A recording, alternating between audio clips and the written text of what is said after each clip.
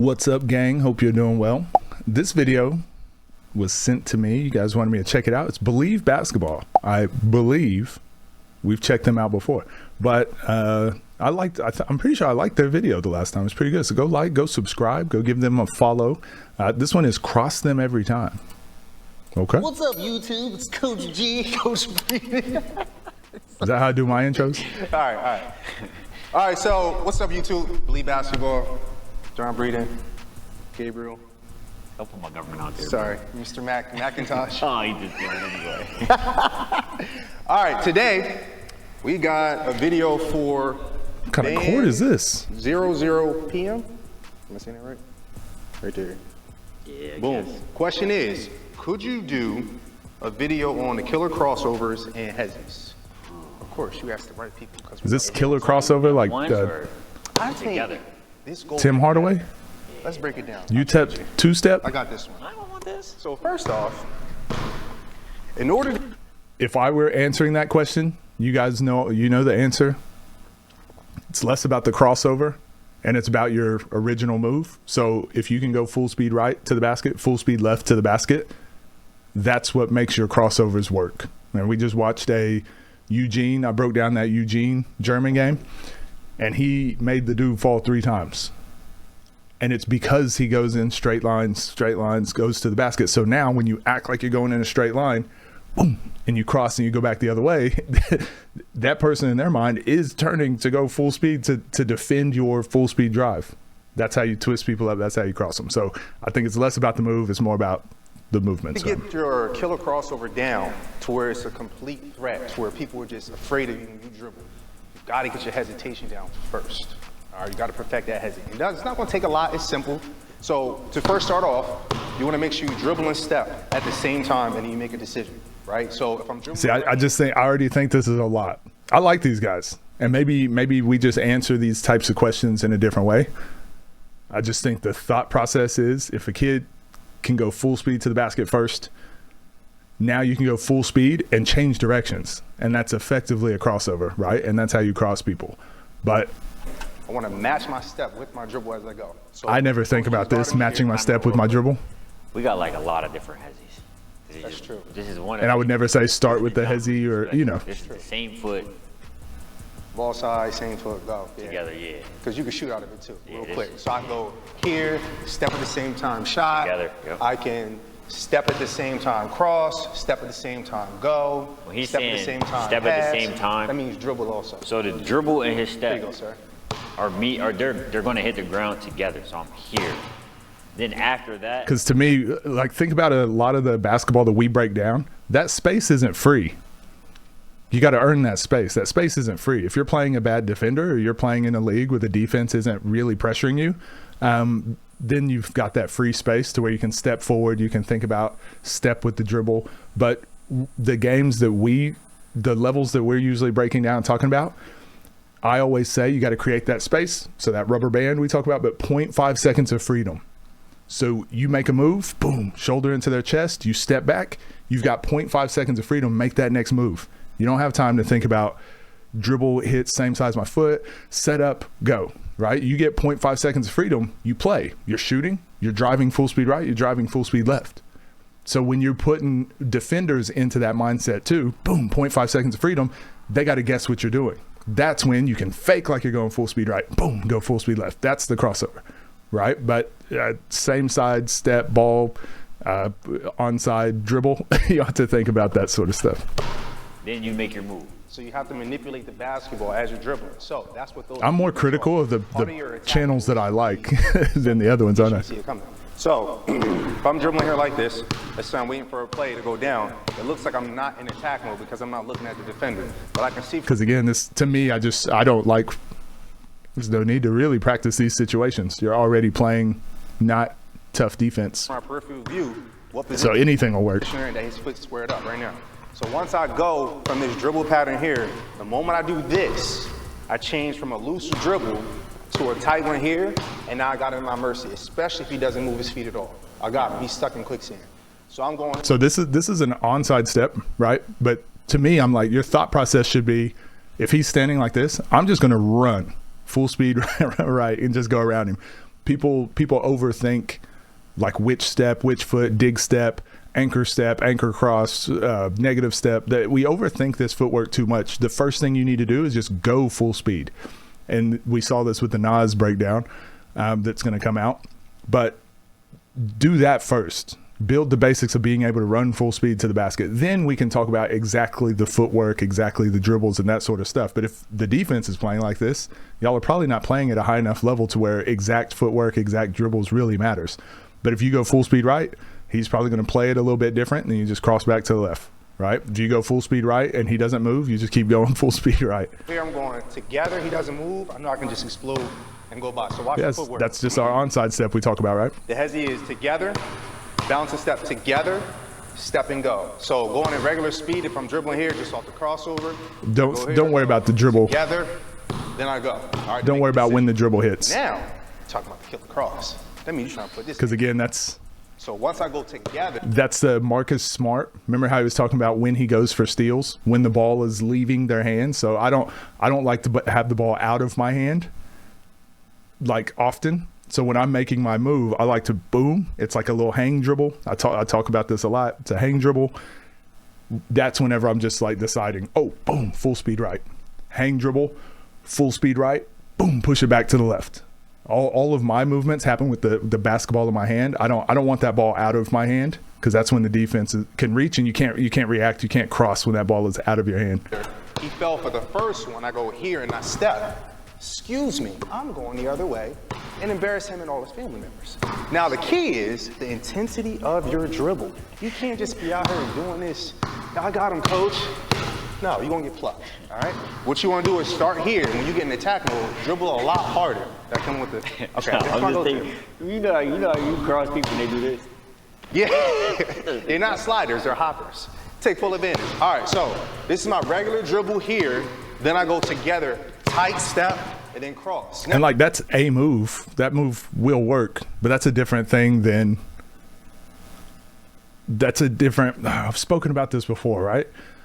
I like with the J. Lou video, I like when someone's foundations and fundamentals are the same from the bottom. They'll apply at the bottom to a 8-year-old, and then at the top to a professional player. And then you can also take any of those concepts and mix and match them, and they all work. That's why I'm so big on full speed right, full speed left, because that's how, whenever I'm teaching young kids that don't know what any of these steps or the purpose of any of these things, if that little kid can go full speed one direction and score, they're going to be better than 80% of the players at their level. But then as you go up levels, you realize there's a lot of people that never learned how to do that. So I'm not going to teach you these crossovers and things that are for a higher level if you haven't mastered the basics. But if I'm coaching a pro who can go full speed right, full speed left, now I can get into these more intricate things, right? So full speed right, full speed left, good. Okay, onside step now.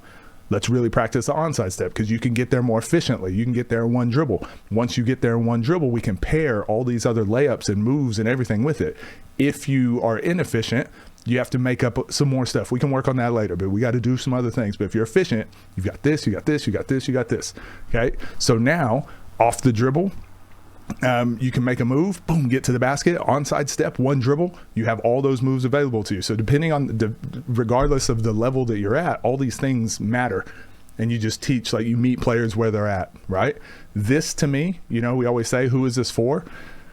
This feels like something that a player who's already pretty good, they're kind of the go-to player on their team, and they want to learn how to how can I cross someone to mix them up? Give me a new move. That's kind of what this is. And I like these guys because I think they typically, you look at most of their videos, it's all good fundamental stuff for the most part from what we've seen.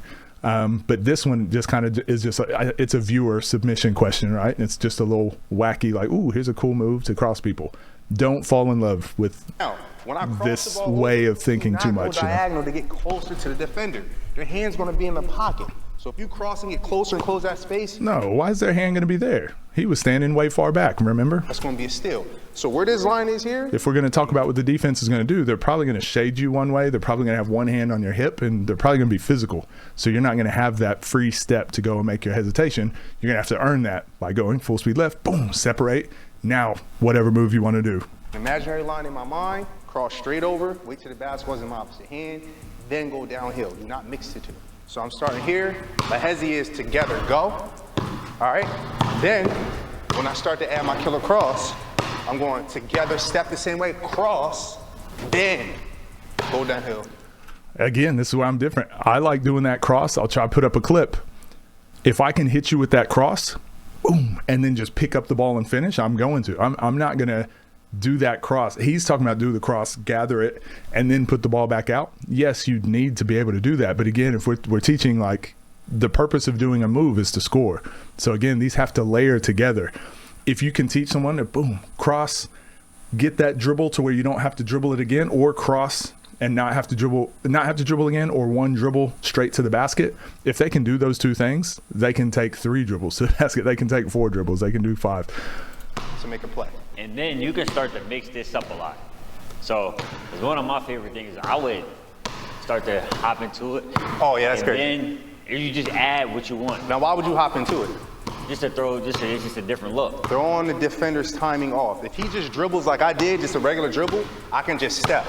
But the moment he hops over, go ahead, I have to change how I defensive slide to stay in front of him. Because the defender is always trying to stay between you and the basket. So use that as leverage. You know what they're trying to do. So just walk over. If he's walking over and dribbling, look at my. So we talk about this with the Jerome Randall, right? Get you off your line. So right now, like, you're lined up, and it's between you and the basket. So doing the hop. It's a regular slide, right? He's still getting him off his line. I'm in the basket. The moment. But the difference is when you walk. He's walking over and dribbling, look at my feet. He's not in an attack. He can't attack, right? He can't attack from this position. But that's why the hop is good. The hop keeps you in an attack mode while you're getting them off their line. He's getting them off their line, but they're in attack. They're in an athletic stance, and he's not. Slide, right? So that's why the walk is okay for quick players, but that's why the hop is really good. The moment he hops, it changes. So he hops over. Now I'm trying. But see, the difference is, though, he's still getting him off his line. It's just he's in an attack mode while that's happening. Trying to react. And when he dribbles, I'm in no man's land. Again, my feet's not moving. You have to. So that's just our hang dribble principles. Together instead. Yeah. Because it's just a reaction. Like, You don't have to. And you're good. Oh. That's just like a little twitch, right? Did we see that with Drew Hanlon? Was he teaching that? He was overly emphasizing that in one of his videos. It's a move. It's one move you can do, but the core principles don't change. My God, it works every time. Check my highlight tape out. Especially if you can shoot too. That's what makes it more lethal, because I've watched Coach G play. He said, check my highlight tape out. Show us the move. I've watched. That was like I've watched Coach G. That was like an in and out cross. That was my move too. I love that move. When we were younger playing one-on-one, I'm always like, well, I got to be close enough to bother the shot. I'm a little bit taller than him, so I would try and use it as leverage, because I'm not going to be able to keep up with him laterally. So I would have to use my mind ahead of time and my length, my distance. Yeah, if you are a mutant and you have telepathy, you can use your mind to throw off the other guy. If I get too close and give them an angle, you're playing against a really good shot maker, yeah, they're going to make all different types of shots. It's going to kill your confidence on defense. So limit their options. But if a person's doing a hezzy, that's prime respect right there. You see somebody rocking back and forth, they telling you right now, I got the gun and it's loaded, right? And I got a scope. Maybe. Beware. I see a lot of people do hezzies So that shouldn't gotta be. play smarter on defense. That's the next hezzy, is where I'm just skipping. So I'm here. Yeah, just a little float dribble. It's same principles, right? Just read. Especially All right, let's skip ahead, because this is all. It's just like a different variation to the move. Do crossovers against is people that just sit. They're the worst, because they're not going to move. And if they do, so hold on, wait, listen to what he just said. This is my whole point. This is my whole point to everything. crossed. So it's like you got to think about, all right, if they're hoppers are prone to get crossed. The worst people that you want to Pep. So if you look at our one-on-ones, Pep is a hopper. play, do crossovers against is people that just sit. They're the worst, because they're not going to move. And if they do move, 9 times out of 10 they're strongest. They're All the strong time. as all get out. Yeah, they do a lot of shoulder exercises. And they're super patient. Maybe, I don't. Patient defenders are the worst people. I think some of their concepts are right, but it's just for the wrong reasons. Okay, so those crossovers that he's talking about, they will work. If you practice them, if you put in the time, they will work. But at some point, you're going to get to a defender where that doesn't work on. But if you build up your foundations from a lot of the stuff that we talk about, it will work against a really bad defender. It's also going to work against a really good defender. What's going to really limit your success? It's going to be your athleticism. And when I say athleticism, I mean like conditioning, strength in the weight room, like physicality, like being able to handle those things, not necessarily your how tall you are, genetics, right? Because we can only control so much of that. Right here, what he's talking about though, he's like, oh, if he just stands still, your crossover is not going to work because you're going to cross back into him. It's like, yeah, that's why you got to go. If you go full speed right, just keep going full speed right. Just keep going. If he's not going to move, just keep going full speed right. But at some point, you're going to condition him to like, you load up, you're getting ready to go full speed right. He's going to move over to the left. Boom, full speed left, right? Full speed left. And now, once you get someone anticipating where you're going to go, again, that's where your crossovers work. They're talking about, hey, think about the crossover before you think about just doing the thing. Cover, that's why. So if they got really good footwork, they can afford for you to beat them on the first move. They just know they can't go for a secondary move because it's harder to recover from. So let's say he goes killer cross and goes between, right? So go ahead, you go killer cross, 1, 2, no, hard dribble cross, killer cross, between. So he goes like this, cross. If I don't bite on that and he adds it between the legs, that's the one. I'm willing to not get that one. And then when he goes here, to jam him up and move quickly enough to recover, right? So, and this, I mean, but, okay, so I love these guys, all right? So it sounds like I'm trashing them. But that's why, that scenario, you can do all those moves. You can't avoid the scenario of going. At some point, you got to go, right? So you're going to end up in that same scenario. But to me, this is where real basketball is played, right here. This is where the conversation begins and ends. And then when he goes here, to jam him up. Now, this is where we're playing. Can you beat someone full speed right when they're in this position? Then, once they stop you, boom, shoulder, 0.5 seconds of freedom, now we're playing again. That's when those crossovers happen. And move quickly enough to recover, right? So, again, he's saying it all depends on the defender. Now, that's if it's a hopper or a really good defender. See, it's too much thinking. I just want to play the same way and then react to what they do. You can just read it. All right, people always say don't judge a book by a cover, judge the book. I do another cross too where I get people moving first. So I'll take you one way, I'll dribble this way, and I'm always stopping and digging my foot in the ground and I'm changing direction immediately. It's like one.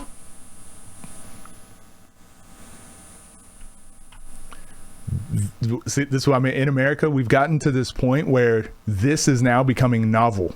What he just said, he's like, there's this one crossover, do it like, I'll show you it. It's pretty, I'll have to explain it though. It's pretty difficult. So I'll take you one way. So I'm going to go full speed right. I'll dribble this way.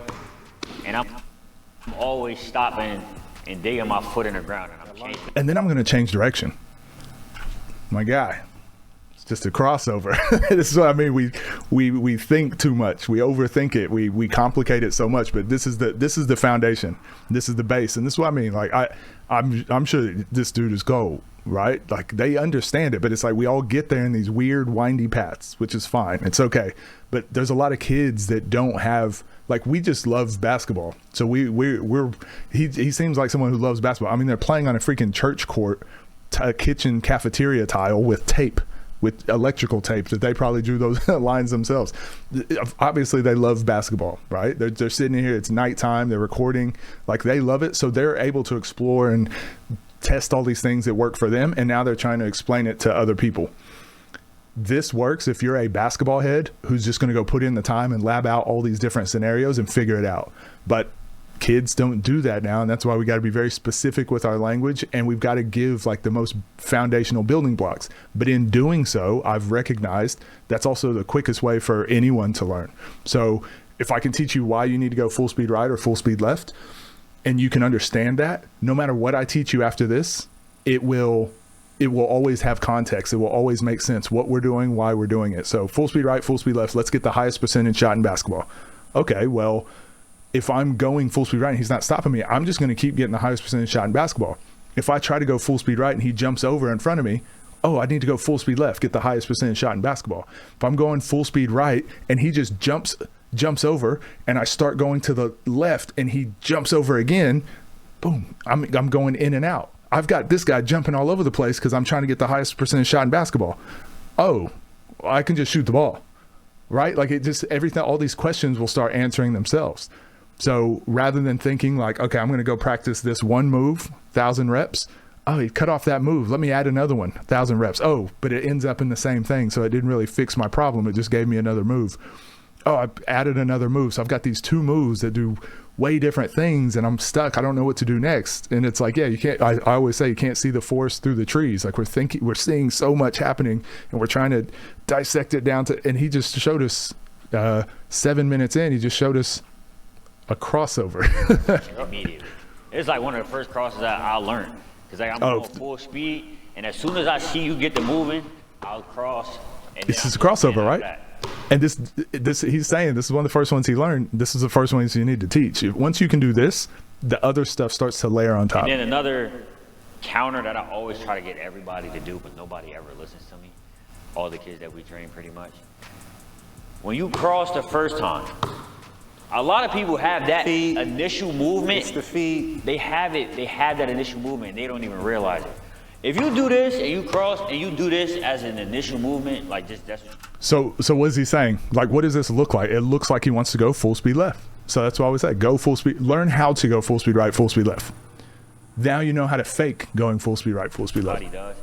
There's no way you should not have another cross in your counter. Bing, bing. So as soon as you go here, Bing. boom, 1, 2, Bing. you could cross back.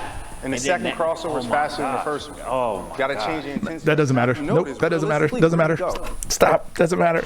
You had it. You had it. You had it perfect. Cross Doesn't here, matter. we're still here. Switch this feet. It's in the same spot, and then boom, change the momentum. So And now, onside step, onside if you're step. a Yeah. hopper, you're playing against a hopper. There, you don't need to do the second cross. This is actually against a very good defender that's physical and aggressive, because you're not going to beat them on the first move, especially if they have an advantage of foot speed, experience, or stronger. So you're going to have to combo them all the time, right? Nope. You don't have to. You don't have to. You guys finish this off. This video is getting long. I'm sorry. All my videos again. Maybe we finish it off Killer crossover in the hezzy, very safe getaway as far as a reliable move. But I think if you would take your time with just the hezzy first, get it down. I just want to make sure I'm I would not do by myself, misconstruing just get it anything. down. I dribble in place, step at the same time, and just walk. Come to a complete stop, go at the same time as I step, walk. Speed up a little bit more, together, a little jog, here, together, jog. And so I'm purposely picking my foot up to match the bounce at the same time. All right, then, once I get that down with the right hand, I don't switch. I add my counter to it. Now, the counter I would do is not just a cross. I do 2 moves. I do a double cross or cross between, right? So I go together, cross between, right? Reset again. Together, step, cross between slow. Then speed it up. Together, 1, 2. Take my time. This is going to Together, help your 1, 2. rhythm. All right? And this is The probably a reason good why I'm warm up, saying to 2 be honest. Instead of 1 is so you can get in the habit of starting and finishing with the same hand consistently. Then once you get that down, then go to the killer cross by itself, all right? So I start off at level 1, as you go.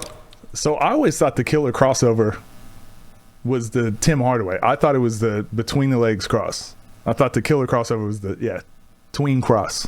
Level 2, hezzy, double move. And then 3 is just that killer cross. All right, so now I go here slow, together cross, then I reset. Right hand again, together cross, reset. Then I'm gonna speed it up. Active dribble here. Killer crossover was my favorite, by the way. together Maybe I'll put cross. up a clip of Hear me. the bounces. It's Killer crossover in some not people. this. Anytime you do But I also did this one quite a bit too. Than the primary one that you use to set them up. So I'm going hard dribble, low cross. And if you notice, I'm meeting the basketball here. So- I'm not letting the ball come all the way up and then trying to do my cross. So this is pretty much it. You guys let me know down in the comments. Does this help you? Because again, I'm not the I'm not the basketball guru, and there's a million different ways to learn. My philosophy is only one philosophy, right? And it probably sounds like I was super harsh on these guys, but I like the other video we watched. I thought it was perfect. Like, and I'm going to point out the disagreements I have, rather than the 95% of the time that I agree with someone, right? You guys let me know what your thoughts are on this. Your coaches down in the comments, like, is this the way you teach? Is this the type of style that you teach? Or do you think going full speed right, full speed left, like the initial building blocks are the foundation to teaching a crossover? Or do you just go to the crossover straight away? What have you seen more success with? Be interested to know what you guys think. Also, I hope you can't even see. I'm in the way. But there's like a little electrical outlet there. Like I'm telling you, these guys, if you haven't hooped on one of these courts, you don't love basketball. Yeah, I appreciate what they're doing. Go like and subscribe to Believe Basketball. Appreciate what they're doing. And yeah, these are always interesting conversations. I always learn something. So thank you guys. Let me know what you want me to watch next. See you next one.